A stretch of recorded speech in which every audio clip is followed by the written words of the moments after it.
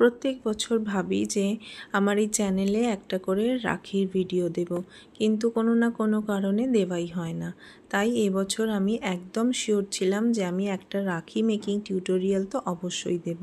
তো চলো আজকের ভিডিওটা দেখে নেওয়া যাক কেমন করে আমি এই রাখিটা বানালাম। এই রাখিটা বানানো এমন কিছু কঠিন ব্যাপার নয়, খুবই সহজ একটা পদ্ধতিতে বানানো হয়েছে এই রাখিটা। প্রথমে একটা গোল আকারের কার্ডবোর্ড কেটে নিয়ে তাতে একখানা সাদা কাপড় মুড়ে নেব, আর ওপরের দিকে B7000 লাগিয়ে আমি সবুজ রঙের পম লেসটা বসিয়ে নেব।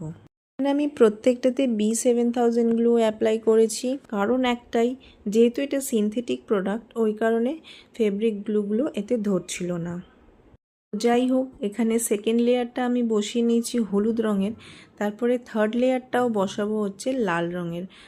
এটাতে তোমরা যদি রিক্রিয়েট করতে চাও তোমরা তোমাদের মতন কালার চয়েস করে নিতে পারো। এটা পুরোপুরি আমার কাছে যা লেস অ্যাভেলেবেল ছিল সেটা দিয়ে আমি করেছি। এইটা বানানোর পরে আমার মনে হলো যে এটা দিয়ে তো আমি একটা সুন্দর ইয়াররিংসও বানাতে পারি, তো ওপরে আমি একটা বিডসও লাগিয়ে দিয়েছিলাম।